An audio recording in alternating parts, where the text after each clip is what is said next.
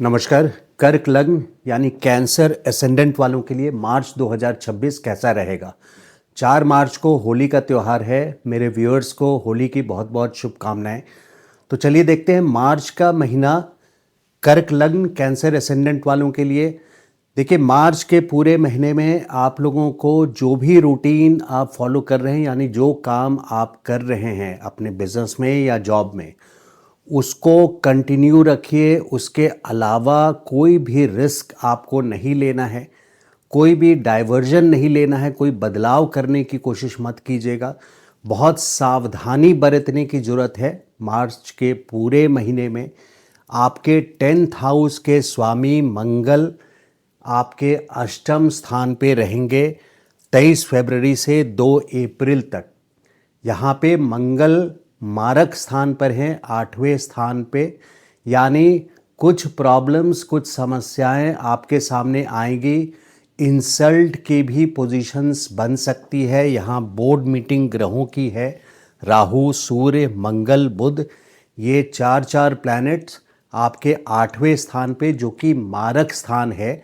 यहाँ पे ग्रहों की एक पंचायत है, यानी बोर्ड मीटिंग्स है। छोटे फास्ट मूविंग प्लैनेट्स जो हैं, ये 8वें घर अभी पूरी तरह से एक्टिवेटेड है।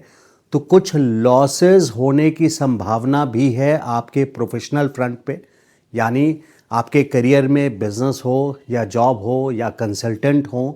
तो इस टाइम पे किसी भी तरह का रिस्क या बदलाव आपको नहीं लाना है। मार्च के पूरे महीने में 2 अप्रैल तक आपके 10th हाउस के स्वामी मंगल 8वें स्थान पे हैं।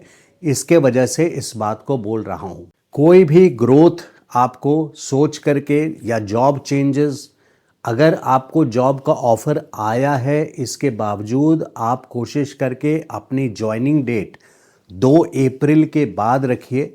क्योंकि मंगल जो 10th हाउस के स्वामी हैं, जिसको प्रोफेशन के लिए देखते हैं, यानी आपके काम धंधे के लिए देखते हैं, वो मारक स्थान पर है। तो अपनी ज्वाइनिंग डेट अगली कंपनी में वैसे तो कोशिश कीजिए कि आपको जॉब चेंजेस इस टाइम पे मार्च के महीने में ना करना पड़े।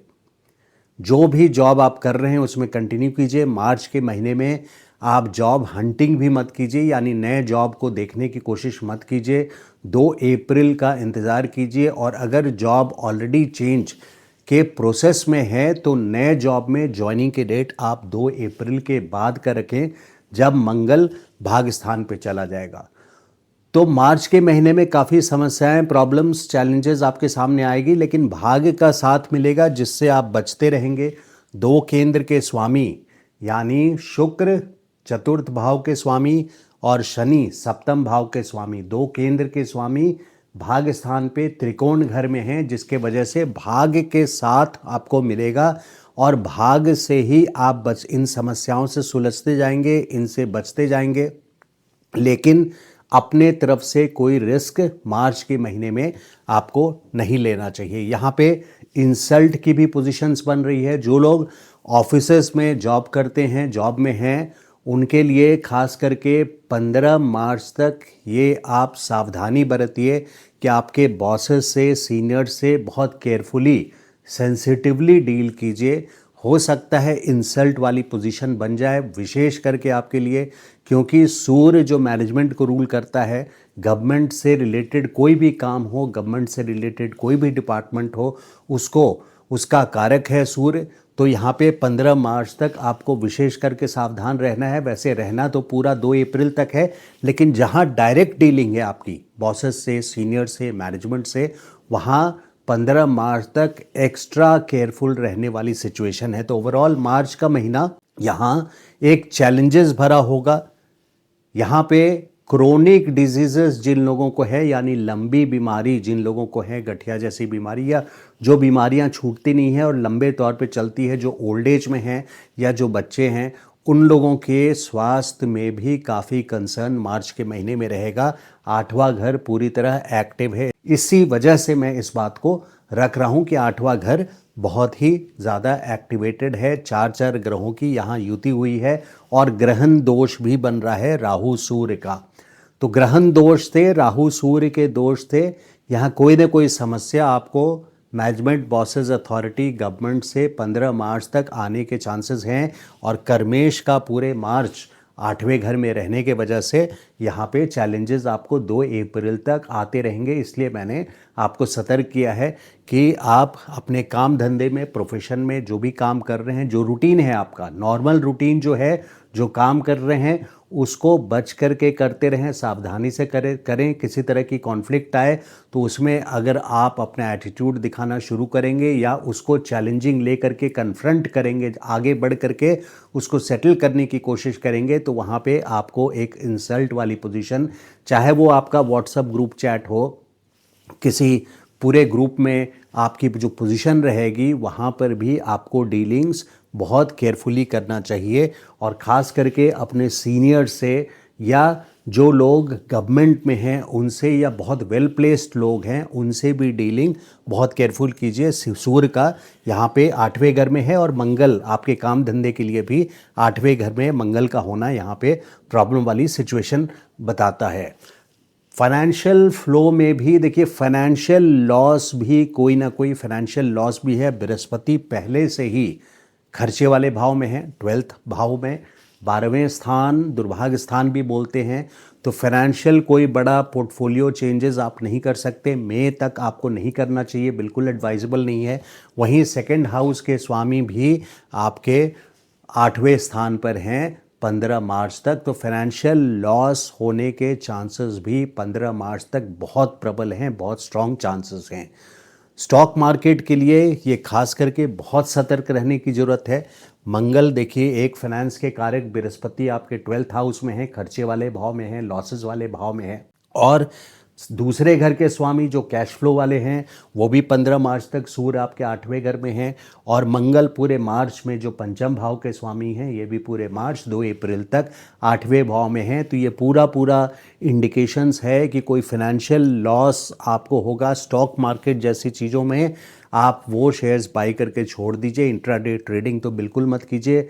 ऐसे स्टेप्स या प्लानिंग रखिए जिससे लॉन्ग टर्म इन्वेस्टमेंट्स में आप जाएं, ताकि 2 अप्रैल के बाद जो पॉजिटिव टाइम आएगा उसमें आप अपने हलचल, यानी अपने जो भी एक्टिविटी लेनी है, जो डिसीजंस लेना है, वो 2 अप्रैल के बाद लीजिएगा। 2 अप्रैल के पहले आपके लॉसेस के चांसेस बहुत ज़्यादा हैं। यहाँ पे रेमेडी की बहुत ज़्यादा ज़रूरत है। देखिए, सेकंड हाउस में केतु भी हैं, इस बात को भी नोट कीजिए। केतु मतलब हो गया कैश फ्लो में असंतोष, dissatisfaction in your financial portfolio. कहीं ना कहीं आप डिससेटिस्फाइड रहेंगे। बड़े ग्रह बृहस्पति भी जो फाइनेंस के कारक हैं वो भी 12th भाव, खर्चे वाले भाव में है। केतु का भी गोचर 5 दिसंबर 2026 तक है। दूसरे घर के स्वामी 8वें घर में हैं। तो ये सारी पोजीशंस अच्छी नहीं है, जिसके लिए रेमेडी भी 4 ग्रहों का यहाँ युति हुआ है, जिसके वजह से रेमेडी के लिए लाल मसूर का दाल आप 3 मार्च को ग्रहण है, चंद्र ग्रहण है, तो 3 मार्च को लाल मसूर का दाल यथासमर्थ आप डोनेट कीजिए। इसके अलावा क्योंकि कर्मेश आपके मंगल हैं, तो स्पोर्ट्स डिपार्टमेंट में डोनेशंस, यानी कहीं भी सोसाइटी में आप रहते हैं वहाँ के जिम में कुछ अपने तरफ से आप कंट्रीब्यूट कीजिए। मार्स मतलब होता है मंगल, एक्शन, स्पोर्ट्स वगैरह को रूल करता है।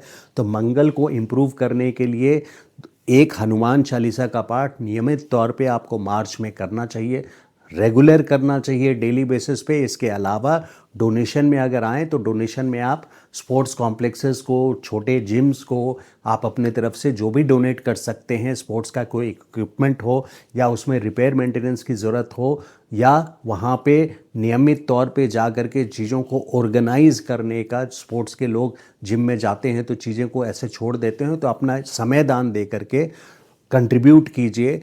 जिम के मैनेजमेंट बोर्ड के साथ मिल कर के, किसी भी जिम के मैनेजमेंट बोर्ड के साथ मिल करके अपने समय दान वहाँ दीजिए, ताकि मंगल की सेवा आपके तरफ से हो।